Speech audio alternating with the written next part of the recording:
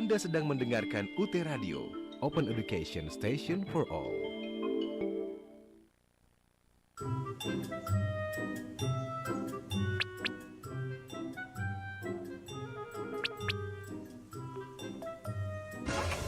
Kamu mahasiswa baru UT ya? Udah tahu belum kalau ada sarana belajar yang unik loh di UT? Sini, aku kasih lihat. Nah, ini nih UT Radio. Di sini kamu bakal dapat banyak hal loh. Kamu bisa dapat informasi seputar Universitas Terbuka di program seputar UT. Mulai dari orang-orang inspiratif di UT sampai kupas tuntas tentang daftar ulang. Terus, kamu juga bisa belajar loh lewat program tutorial radio. Semua fakultas, bahkan sampai pasca sarjana juga bisa belajar di sini. UT Radio nggak cuma nyediain itu doang sih. Di sini juga ada coffee break, tempat kamu belajar hal-hal menarik dari pakarnya. Cara ngaksesnya gampang lagi. Kamu tinggal ambil laptop atau HP, terus ketik aja websitenya di www.utradio.ut.ac.id. Di sana kamu juga bisa pilih nih mau denger program tutorial radio seputar UT atau coffee break. Bukan cuma denger lagi, semua program UT Radio juga bisa kamu tonton loh. Tayangan streamingnya ada di YouTube UT TV dan bisa juga live di Instagram @radio.ut. Gimana? Gampang dan accessible banget kan? Iyalah, kan UT Radio, Open Education Station for All.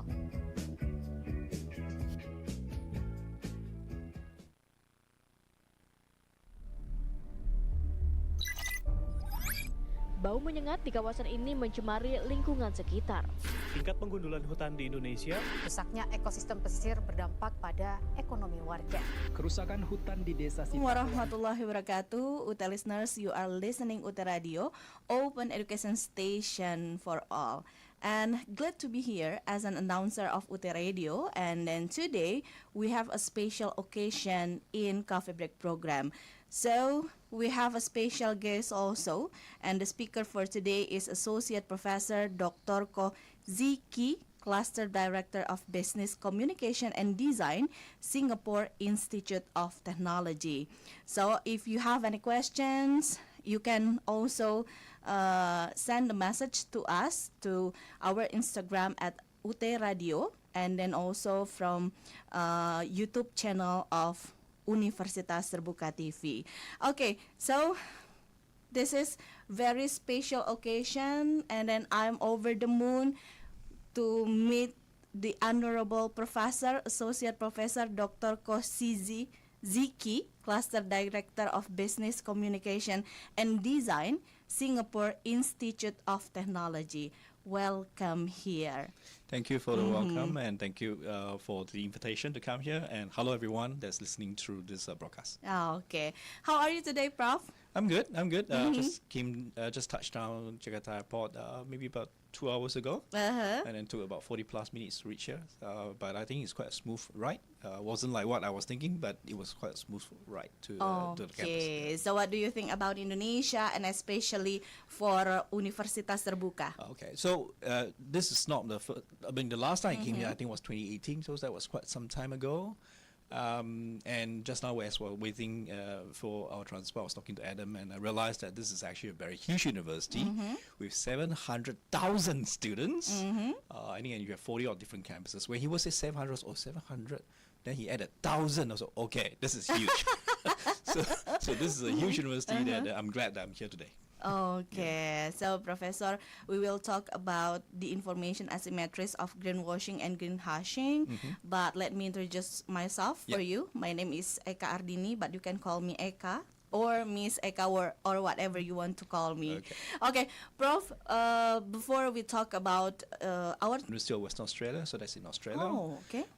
That's also where I got my PhD. From Australia. For Australia, that's right. So then I stayed there and continued to work as a professor there. Now, before I joined the dark side of the university, I first started working as a tax accountant in PricewaterhouseCoopers. So I'm a trained accountant. Then after PwC, I moved to Singapore Airlines Group. Then I moved all the way to became a financial controller, as well as a finance manager. Then somehow, somewhere, I decided, okay, I'm going to do my PhD, and then I fell in love with teaching and research. So then I joined the academia. So that has to be maybe 20 plus years ago. So I've been in this industry for at least 21, 22 years. And I think I never got sick of this industry because one, I really do like teaching, because when you teach, you get to interact with young people. So you make you feel young. But more importantly, you're able to impart knowledge to them. And I love the research part of things, because that is where you find new knowledge, and then you could actually impart this new knowledge to the students. So that's my life. Other than that, I'm married. So I have a girl who is only 9 years old. Hello, princess, if you're watching. She should be having fun, because every exam is over and she's just waiting for the holiday to start. Okay, Yeah, I so think that's you'll what I have mean. a lot debate time with your daughter, yeah? Yes. Talk yes. a lot about everything. Yes, yes. She still sleep with us.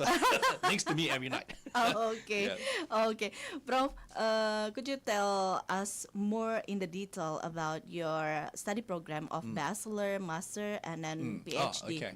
So I did my Bachelor of Honors, Bachelor of Commerce with honors at UWA, and that is a double major in accountancy and finance, and I have a minor in business law.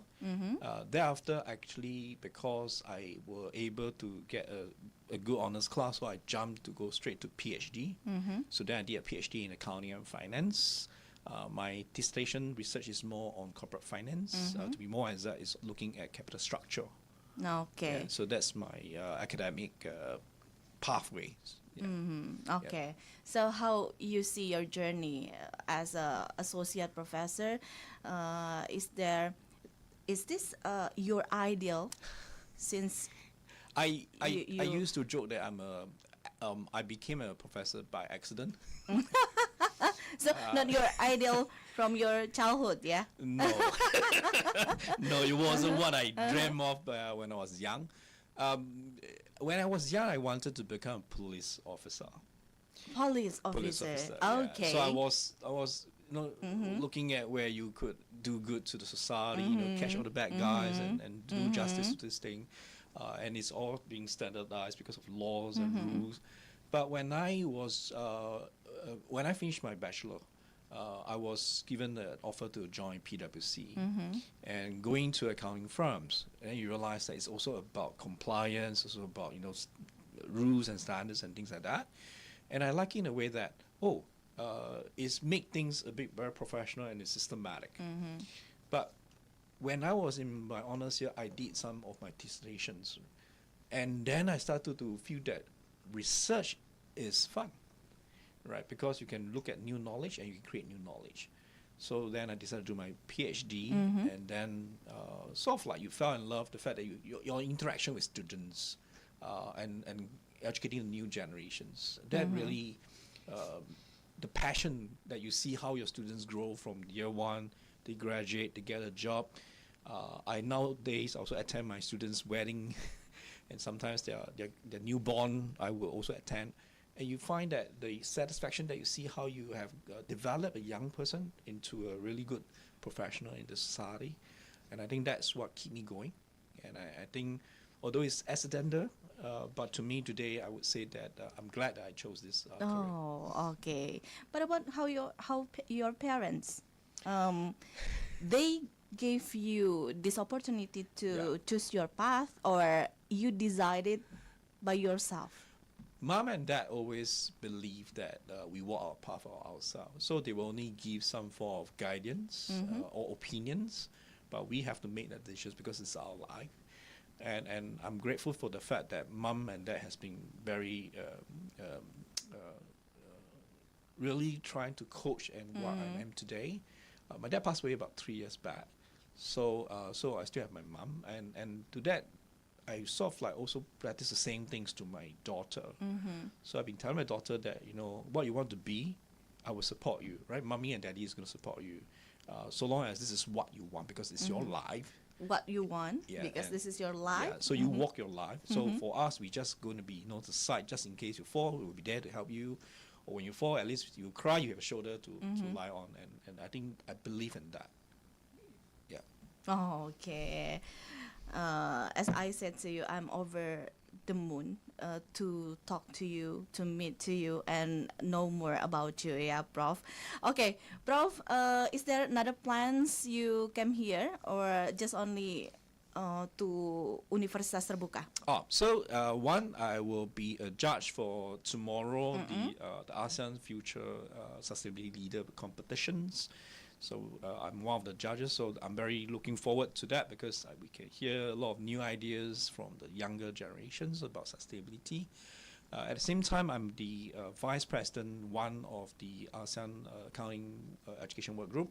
So we also have a meeting on Saturday. Then we will also be having some agenda. So there are two items that I'm come here for. One is because I'm the judge.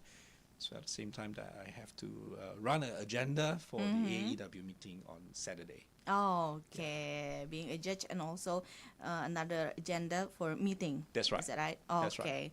Okay, Prof, to begin about our topic today, could you briefly explain what we mean about information asymmetry in the context of sustainability communication? Okay, so in a nutshell, when we say information asymmetry, it's a situation whereby you have two parties. One have more information than the other. Now think about in a company setting, right? So managers and are called insider. So they are there every day. They know what's happening to the company. They know the operations. So they know all the information inside the company. Now even you as a shareholder, you own a company, but you don't run the company. So you may not know exactly what's happening really to the company. And there's an information gap between the insider and the shareholder. So this gap is called information asymmetry. Now, when we bring in greenwashing and greenhushing in, then what it means is that it creates a vacuum of information. Because there is a group of people have more information than another group, they can do something, and the other group did not know that what they are doing, and therefore you will create this issue of greenwashing or greenhushing. And to be more brief, greenwashing are people or company that tends to claim that they are eco-friendly, right? But Just only claim. yeah, they claim or they sell themselves as Or eco-friendly. overclaim. Overclaim, yeah. So they are being exaggerating of what they are, Exaggerating. but they're not really. Now the greenwashing is the other spectrum. They do a lot of good things, but they're silent. They don't let people know, and they don't portray themselves that I'm doing a lot of good things, right? So there is two different spectrum. You have the greenwashing and the greenhushing, and these are all caused by information asymmetry, because we don't know what is happening inside the company, and the company can portray themselves, I'm really good in ecosystem, or I'm not. I'm just keep quiet. I am, but I'm actually quiet. So that's the issues about the information asymmetry in terms of communication. About greenhushing and greenwashing. greenwashing. That's right. Okay. Could you tell us more about how greenwashing works as a form of information manipulation? So I like to say that when we look at a greenwashing, or sometimes I call them the greenwasher,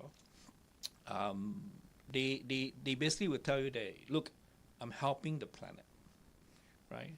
But not actually doing it to help the planet.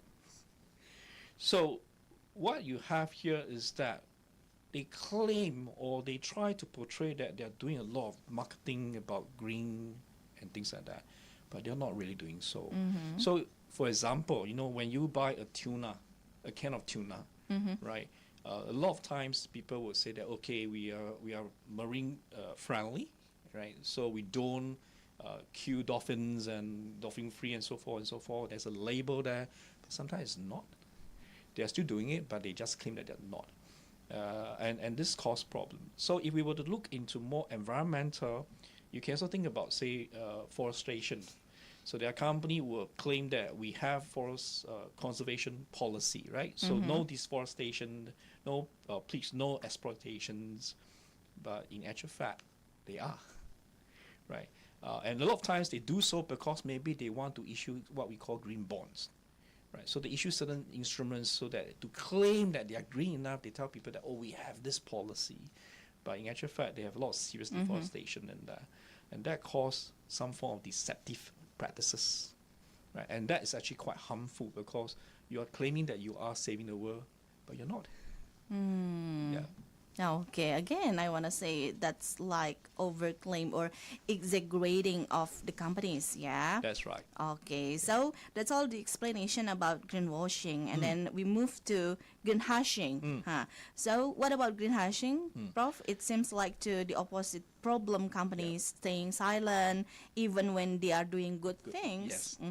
So when we talk about greenhusher, right, so I like to say that the layman way is saying that they're doing good, right, but they say nothing to it. And why is it that they don't say anything? Because they worry that they're being called a bluff. Okay. Right. So they don't want to be accused that you are faking to be a greenwasher. Faking. Yeah. So you're just being calling a bluff. So a lot of times they don't want to share information that they'll do good things. Now that could be also reason because certain data that they have is not standardized. So it's a kind of uneven data. Right, if they don't have the full set of data that is being verified, they don't want to let people know because they worry that if I let people know, people think I'm a bluff, and that will cause the opposite directions of the issue. Or alternatively, you can also think about what's happening in the United States. So we have a president who is quite against DEI, diversity, equality, and inclusion. So has been telling all the companies in the US like Nike, JP Morgan, Chase, drop your DEI policy. So what you will find is that in the US, the expectation now is that there'll be more greenhusher because they're doing good things, but they cannot tell people because the government is telling them, don't do DEI. Right. So then you're going to create an element that there's a lot of greenhusher company because they worry that they'll be targeted by the government. Yeah, okay. So both greenwashing and greenhushing create transparency problems. What are the potential consequences of this behavior for stakeholders? So obviously, stakeholder, when we look at stakeholder, we can break them down to different group of people, right? So let's say consumer, right? Consumer, If okay. you look at consumer, it becomes information asymmetry because they don't know whether the product they purchase is really what they want to purchase. And we all know that in the Generation Z, the Alpha generation, they are more into, all this ESR, CSR, and so forth, or ESG, right, compared to maybe my generation. So it becomes, they don't know what they buy. You will cause them to think twice, do I buy this product because I'm a very environmental person, and I don't know whether I should buy this product because I don't know whether it's greenwashing. Now, then you talk about investors, right? Investors don't know what to purchase in terms of stock. Because whether you are if you are a greenwasher, there's a risk involved, right? And if investors, where they buy stock based on risk management, you're hindering the risk because I don't know whether you're a greenwasher or not. If you're a greenwasher, obviously the risk is higher. I'll probably be asking a higher ROE. But I don't know whether you're a greenwasher, then what should I do? I may end up just punishing you because I don't know what you are. I just ask for higher compensation because I don't know whether you're already greenwasher or greenhusher. Now, when we look at, say, regulators, it will be confusion because compliance standard, if it's not there, then it becomes whether the government is what do the government need to do. So it becomes a lot of confusion in the compliance setting. And banks, for example, will also be confused. So banks these days, if they are signing of the Equator Principle signing, that means that they don't give out loans to companies that do bad to the environment, then they will not know whether should I give out this loan or not. And if they don't know what they do, if they still give out the loans, what would they do? They charge high interest. So the consequences is quite widespread. And because of this information asymmetry, people will then try to, I'm not going to judge, I'm not going to sort of like guess what you are. I just slap you with a high interest rate. Then actually everyone loses. Yeah. Oh, okay. Prof, but before we talk a lot about this topic in session 2, my question is, can we say there's kind of misbehave of company or not? Misbehave of Yeah. company? Yes, you can say that because what is the company's main objective? So you would like to think that as a manager, right, your main KPI really is to improve profits. Oh, okay. Right, is to grow wealth. So there's this very famous Nobel Prize winner that say that the only responsibility of a company is to make profits. Okay. So if on that basis, right, obviously they will try to do whatever they need to do to raise profit, but it comes with a price. So once people knew that you are a green washer, right, they will slap you with the whatever high interest rate and high returns. Actually end up is you have to pay, and who actually pay for all this thing end of the day is still the shareholder. Okay, Prof, we must have a non-commercial break and then we can continue our discussion in Sure. session 2, yeah? Okay, so UT listeners, don't go anywhere. Still with us in UT Radio, Open Education Station for All.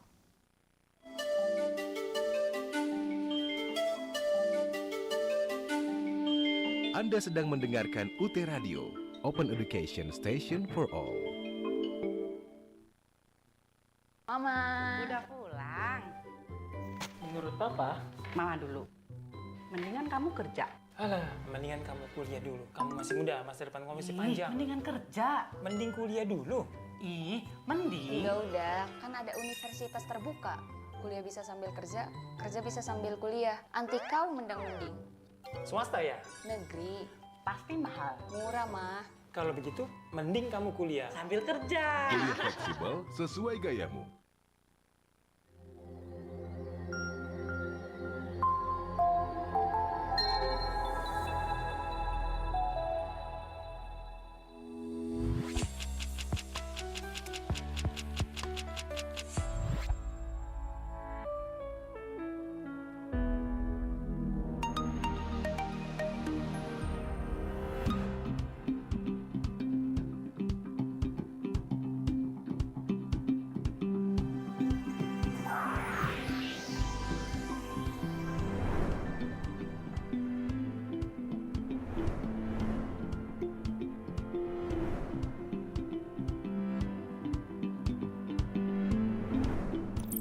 Perpustakaan UT memberikan layanan online maupun offline dengan berbagai fasilitas sumber belajar untuk memperkuat dan memperkaya wawasan mahasiswa dalam mendukung proses pembelajaran.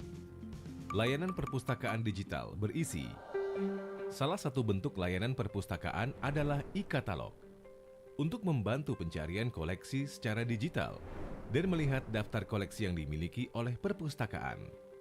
E-katalog ini terdiri dari Online Public Access Catalog atau dikenal dengan OPAC merupakan fasilitas dapat diakses secara umum untuk menemukan buku atau dokumen yang dibutuhkan pada koleksi perpustakaan UT.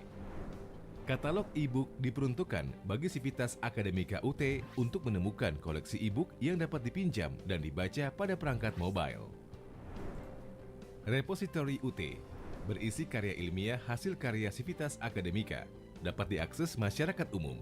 Karya ilmiah berupa artikel, proceeding, tesis atau TAPM, disertasi, orasi ilmiah, pidato rektor, buku terbitan UT, dan Indonesia One Search atau iOS merupakan sebuah pintu pencarian tunggal untuk semua koleksi publik dari perpustakaan, museum, dan arsip di seluruh Indonesia. Ruang baca virtual berisi buku materi pokok yang dapat dimanfaatkan oleh mahasiswa UT. Sumber pembelajaran terbuka Universitas Terbuka, Suaka UT, Open Educational Resources atau OER, yaitu salah satu layanan UT yang menyediakan materi pembelajaran yang dapat diakses secara gratis oleh masyarakat luas, di antaranya sebagai berikut. Universitas Terbuka TV, e-Jurnal UT, Perpustakaan Digital, Guru Pintar Online, Materi Pengayaan, MOOCs, UT Radio, e-resources, berisi jurnal online, e-book, surat kabar online, dan karya-karya referensi online lainnya.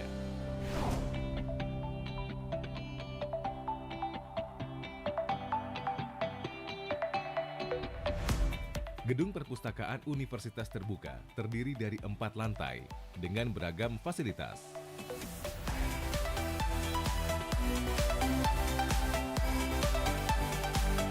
Lantai 1 terdiri dari ruang pimpinan, ruang kerja staf, ruang pengolahan bahan pustaka, ruang rapat, dan musola. Lantai 2 terdiri dari ruang koleksi, ruang sirkulasi, ruang baca. Lantai 3 terdiri dari ruang koleksi, ruang staf, ruang diskusi, ruang area internet. Lantai 4 terdiri dari ruang baca, ruang koleksi, dan ruang tutorial web. Semua ruang yang ada di gedung perpustakaan dilengkapi dengan fasilitas Wi-Fi.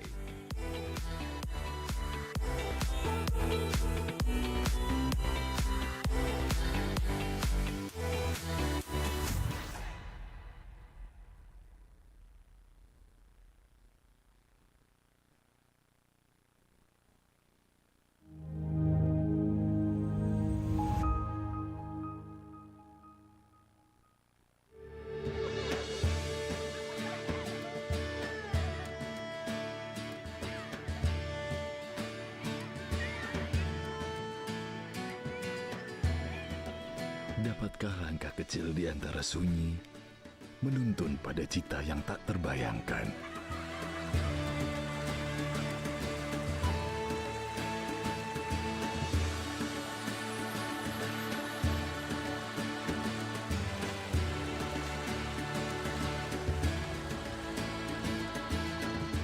Dari sebuah cermin yang memantulkan mimpi dari seorang anak yang tumbuh dan mulai mencari jalan hidupnya. Dunia yang dulu terasa jauh, kini ada di genggaman.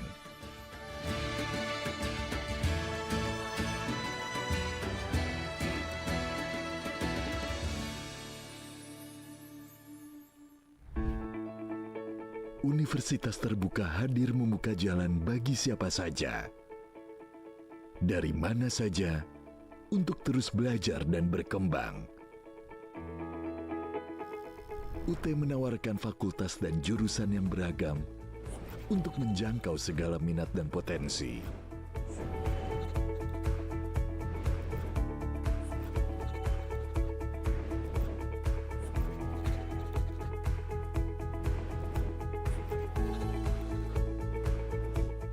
Tak hanya itu, UT juga berkomitmen pada pelestarian lingkungan dengan menerapkan konsep Green University yang dilengkapi fasilitas ramah lingkungan.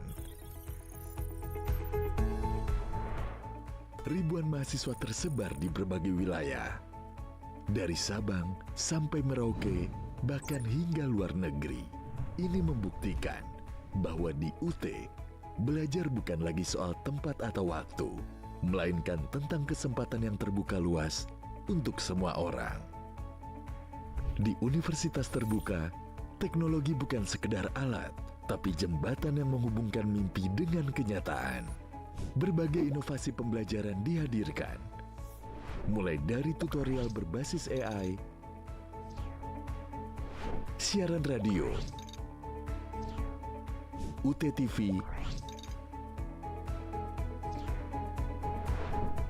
hingga dunia virtual dan metaverse.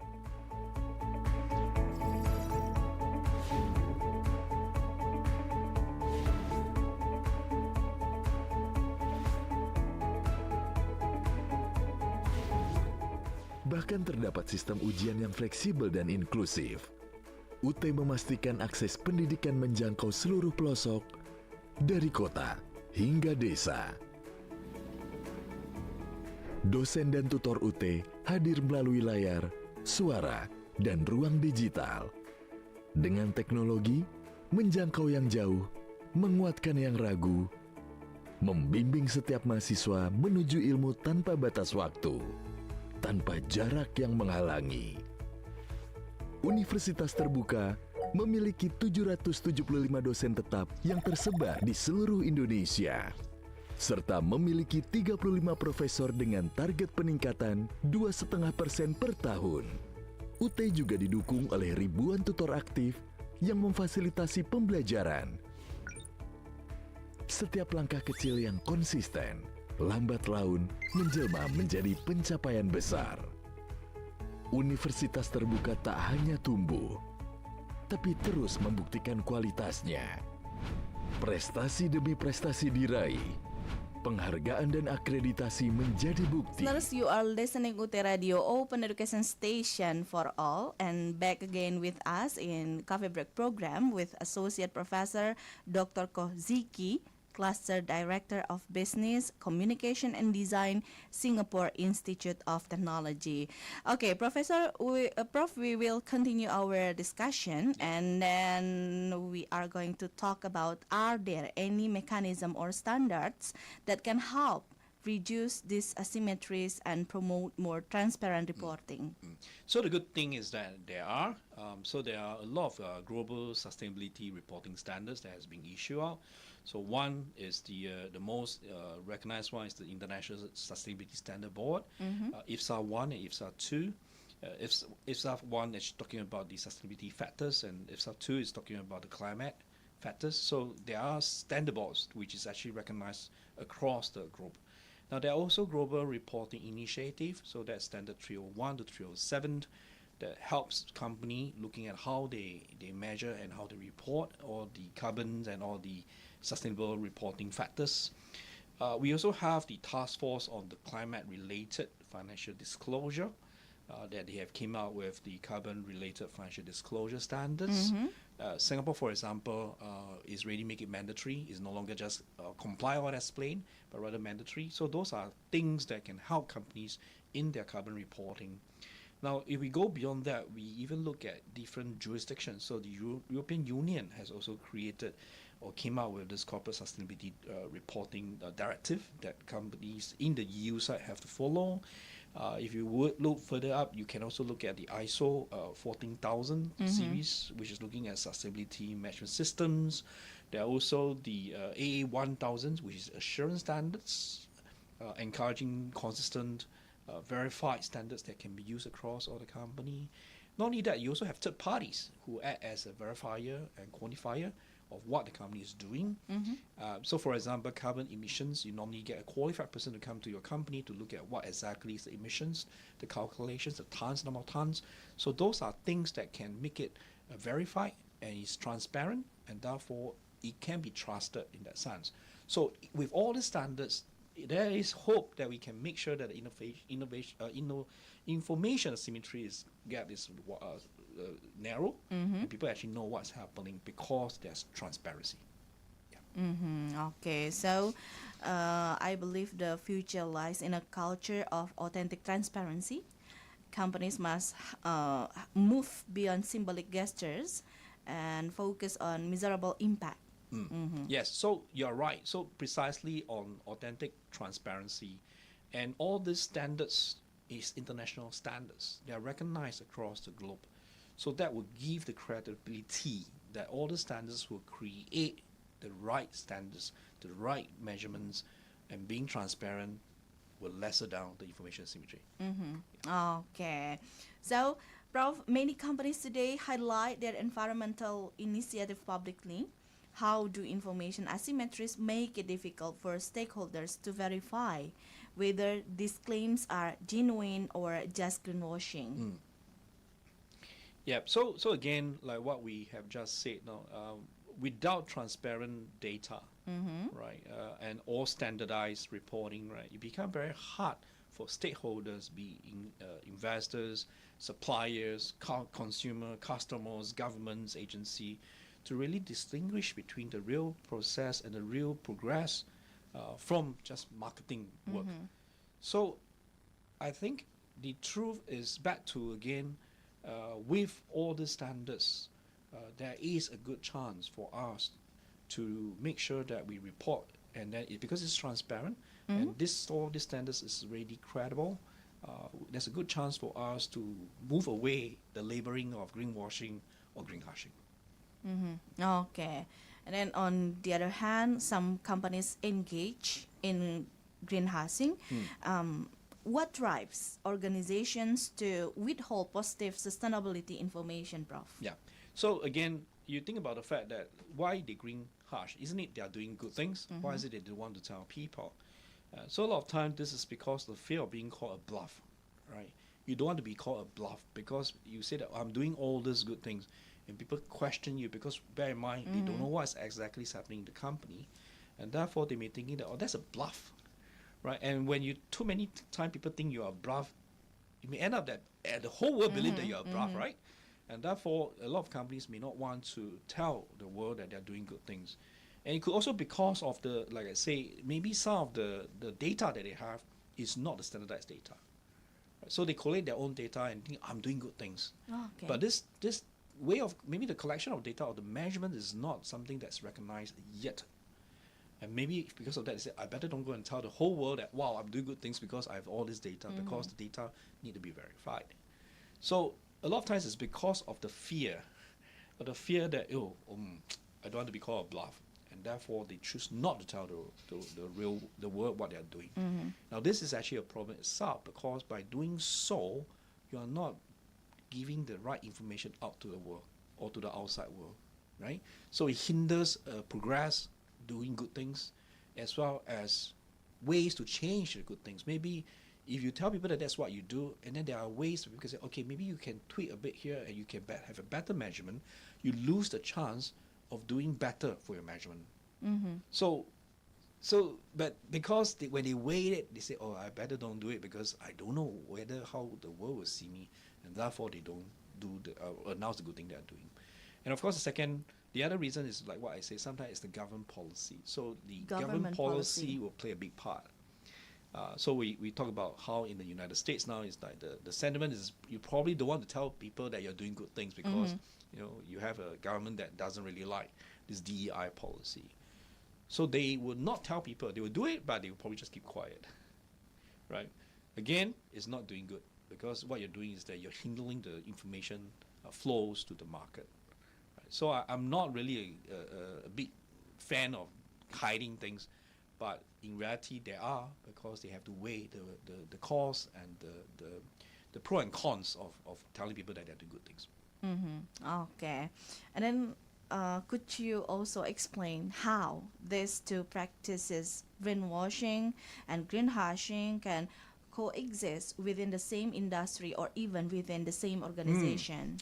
So I just landed in Jakarta just a few hours ago. So maybe let me use the airline, right, as an example. I mean, if you look at the airlines, when airlines try to sell tickets, right, so they can be both greenwasher and greenhusher. Now, greenwasher is where they try to sell the ticket. They will tell the whole world that, you know what, we want to reduce our carbon footprint. Right? We have all this thing that we are green label, blah, blah, blah. And so that could be from the marketing side to try to exaggerate that, we are doing all this thing, and you can help to the world by, paying upfront. I'm sure you have done it before, or maybe when you buy a ticket, before you pay, they will ask you, would you like to pay a bit more to lower your footprint? So in doing so, they are like greenwashing, giving people the impression that there are a lot of good things to do. They could also being a greenwasher, or greenhusher rather. So imagine they invest in some R&D in sustainable aviation fuel, right? These are good things, but they may not want to tell the world because they are just at the R&D stage, right? And therefore, they don't have enough data to tell the world whether this sustainable aviation fuel will it cause any other problems, or will the aircraft have any issue? So they will not tell people. But these are good things, right? Because they are putting money in R&D to try to reduce carbon footprint. Okay. But maybe I don't tell it now because I need more data R&D to showcase that it is stable, it is safe for the use for the airline. So what you can find is that it is possible that even within an industry or a company, they are both the greenwasher and a greenhusher. Okay. So from an academic standpoint, how can we measure or identify information asymmetry in sustainability communication, Prof? So currently in academia research, there's something what we call using text mining with the help of AI actually. So one of my faculty is doing this research whereby he's trying to use AI to read the tones and the words used by the company in their announcement of certain policy, which could include their green policy. So that's one way to try to look within the wordings to see whether is there anything that they try to exaggerate what they are doing, or are they trying to hold back certain things they are doing. Now, there's also another way which, in my own research, normally I do. There are third party that issue what we call ratings of companies. So you can talk about Bloomberg or some other raters. They actually rate the companies in terms of the green. So one way you can look at, and all these raters will give 2 score. The first score they give is based on what they declare they are doing. The second score is whereby they really verify to see whether they do those things. So you have a score of A is what they disclose they are. The score is what exactly they do. Now, if this score is higher than this score, so if the score of what they say they are is higher than what they do, right, and it's a positive score, it means that you are a greenwasher, because you say you are doing a lot of things, but actually you're not. Now, the reverse will be the same, right? So if you do a lot, you disclose very little, but you do a lot, then it means that you probably will be a greenhusher. Oh, okay. Yeah. So in the academy, that's how we try to differentiate between whether you're a greenwasher or you're a greenhusher. Okay, Prof. Now I give you a minute for take a breath, and we can continue in session 3. Yeah. Yes. UT listeners, don't go anywhere. Still with us in UT Radio, Open Education Station for all.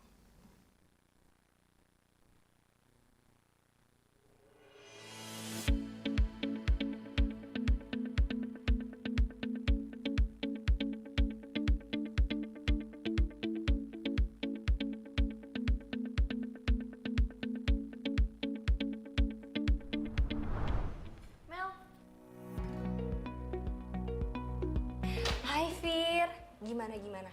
Kamu sudah dapat email validasi sebagai mahasiswa UT? Udah dong, aku udah dapat email validasi sebagai mahasiswa UT. Terus aku harus apa lagi ya, Mel? Kemarin aku ambil jurusan hukum. Di UT aku lihat ada jurusan hukum, Mel. Iya pasti ada dong, di UT banyak pilihan jurusannya kok, Fir. Oh iya, kamu mau registrasi mata kuliah jurusan hukum kan? Gini nih caranya. Nah, pertama kamu buka browser di handphone atau laptop kamu dan ketik sia.ut.ac.id. Kemudian kamu pilih admisi calon mahasiswa dan mahasiswa. Oh iya. Kemudian kamu masukkan email dan password yang kamu daftarkan. Kemudian kamu akan dibawa ke halaman dashboard mahasiswa. Kemudian kamu klik akademik yang ada di kolom sebelah kiri menu. Lalu kamu pilih registrasi mata kuliah. Lalu kamu klik tambah alamat dan kamu isi dengan lengkap data-data yang dibutuhkan untuk pengiriman bahan ajar. Kalau sudah kamu isi semua, kamu klik simpan. Setelah data kamu berhasil disimpan, kamu klik kembali untuk menuju ke halaman dashboard. Dan kamu pilih lokasi ujian kamu untuk menjadi daerah tempat ujian kamu nanti sesuai domisili kamu. Nah, kalau sudah, sekarang kamu bisa memilih mata kuliah apa saja yang akan kamu ambil. Caranya dengan mengetik mata kuliah di kolom cari mata kuliah.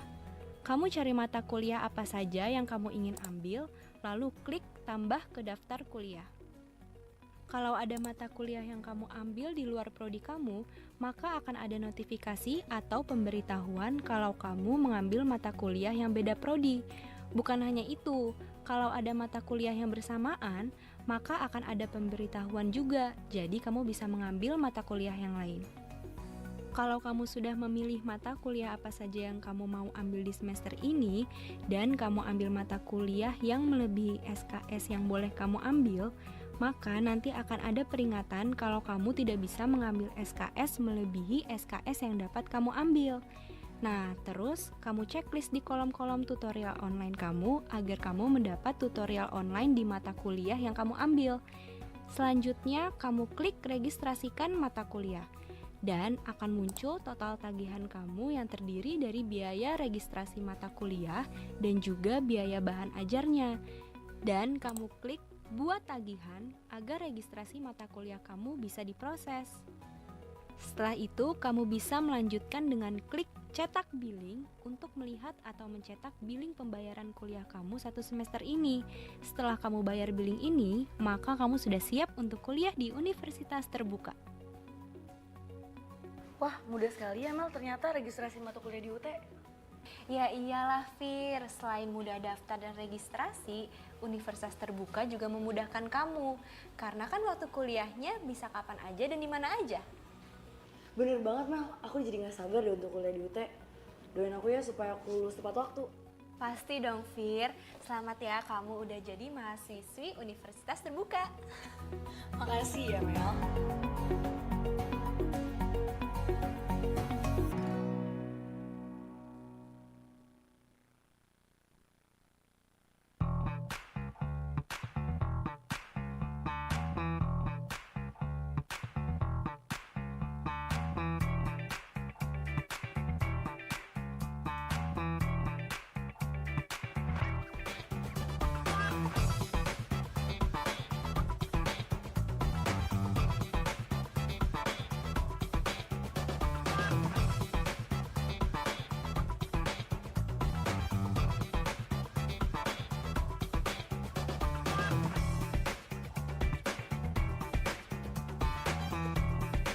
Are listening UT Radio, Open Education Station for All. Prof Z, we can continue again our discussion, and this is the last session of Cafe Break program. So I have still some question for you. Sure. Okay.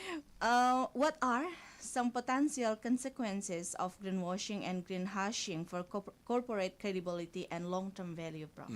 So I think the most important thing is that whether a company greenwash or greenhush, what they are doing is they are eroding trust, right? So it's not just the fact that if you greenwash, you erode the trust. Even you greenhush, you also erode the trust, because end of the day, the stakeholders find that it's inconsistency information that they're getting, and they start thinking twice about what you're saying in the future. So you're going to erode trust. You're going to also create a lot of uncertainty in the market. Remember, when we say a stock market, for example, it's a market whereby they're trying to figure out what's happening. So when you erode trust and then you create uncertainty, right, you will create long-term damage. What kind of damage? You can find that people start maybe don't want to invest in companies, although the fact that the company is a good one, but they because of the trust issue, they are not going to invest in the company. So it becomes very illiquid in the market. Right, so when there's illiquid in the market, there's not enough flow of funds around the market. They actually spell a lot of bad things. That's what's going to happen. The market was going to crash.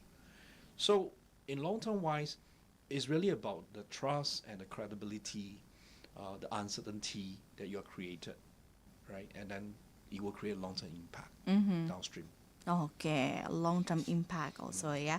Okay, how can regulatory framework or disclosure standards help reduce information asymmetry in sustainability reporting, Prof? So all the standards that we shared just now, the GRI, the IASB standards, remember these are international recognized standards. The whole idea is to also create consistency in terms of how we report, so that when you pick up a financial statements from one jurisdiction, you pick up from another one, you should be able to read it because the standards are the same, or the way they do is the same. So when standards are actually being adhered to, right, and recognized that it's international recognized, so you could then help in terms of the trust, that you can trust these financial statements, and therefore we can trust that this company is doing what they say they are. So with all those standards, it can help to increase confidence, it can help to increase credibility, and therefore it can also help the stock exchange or the regulators to lift up the information that's released back to the market. And all this will create compliance, and therefore you should expect information asymmetry to reduce. Okay, and then in your own perspective, Prof, what role does digital technology or AI play in improving transparency and reducing these asymmetries? Yep. So imagine, if you imagine you are an auditor, right? Say you're a junior auditor. So a lot of what junior auditor does is they do something what they call vouching. So what vouching means is that they look at what the company declared they spend on, they look at the invoices. Now, as a human being, there's no way that you can go down all the invoices. Now, AI is different. AI can do 100% chat, can do 100% verification faster than you, right? So yes, technology faster than me. Technology transformation brings one good thing, and that is that information can be easily verified and can be verified in a very fast manner. Now, so that's one way that AI helps in this day. Now, the other thing that we have been talking about in accountancy is this thing called blockchain. So the idea of blockchain is that the information are there in the public. Everyone can just verify, oh yes, this is true. So this is true, this is true. So it gives the credibility that information is out there, and therefore the information can flow freely. That reduces information asymmetry. Right? So technology advancement bring good things because things can move much more faster. Of course, that depends on how fast the company have digitized themselves, right? There are some companies still using pen and paper, unfortunately, but with the technology so advanced this day, I'm sure that digitalization is going to be almost done by in the next 1-2 years, or if not by this end of this 5 years. I'm sure that almost all companies will be digitized, and all this technology will help in terms of creating information flow across the whole market. Okay, but sometimes I'm afraid also AI can be addiction for me. Being dependent.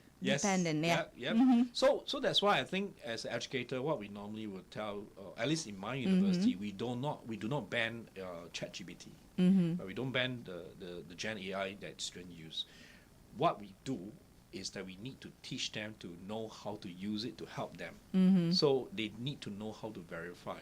I remember when I started working, that was when Yahoo came about. I don't know whether you I know. Okay. I know. Okay, that's a long time ago. And people were saying, oh, Yahoo is there, right? Or Google start to come out. That means that no one's going to have a job because all will be taken over by all this thing, but it's not true. What we now know is that with all this search engine, it helps us in trying to get information faster. Oh, okay. So the use of AI, all this thing is helping information faster, but the students still need to, or the human beings still need to be there to verify, to make sure that that's right. Because okay. I don't know about you, but I've sometimes tried to test my AI, my chat, my bot, right, my agent bot. Sometimes they give me wrong information altogether. Okay. Yeah, but sometimes I really enjoy Oh, yes, to look for anything other than start, right? Yes, that's right, yeah. Okay. Bro, finally, what advice would you give to companies that genuinely want to communicate their sustainability journey without falling into the traps of greenwashing or greenhushing? So the most important thing is be authentic, right? And go for evidence-based.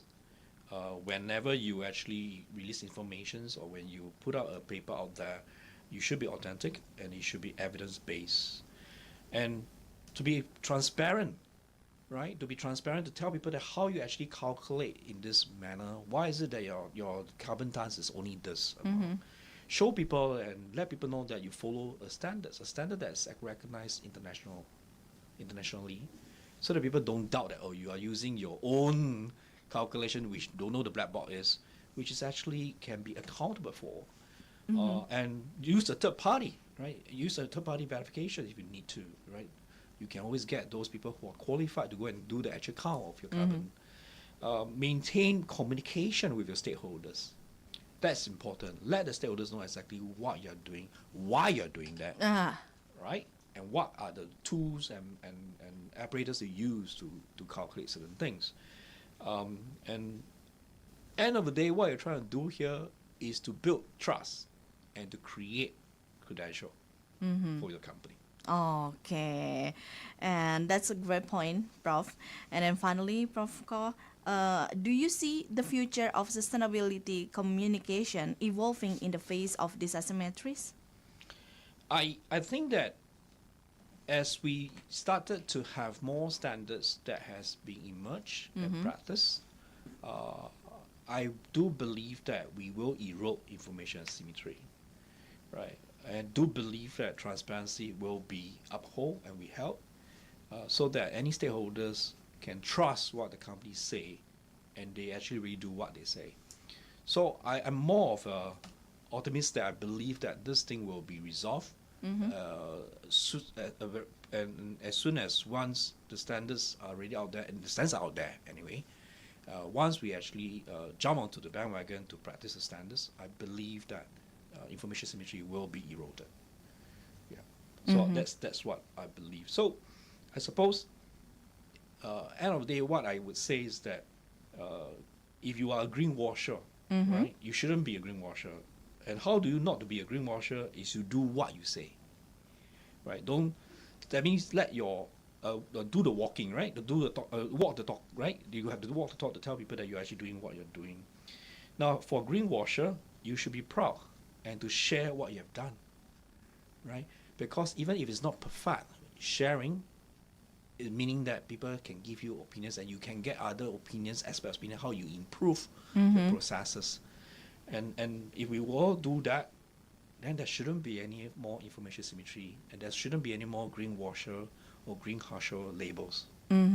Okay, the last question from me, is there any advice or suggestion to young generation or Universitas Terbuka students and also the researcher?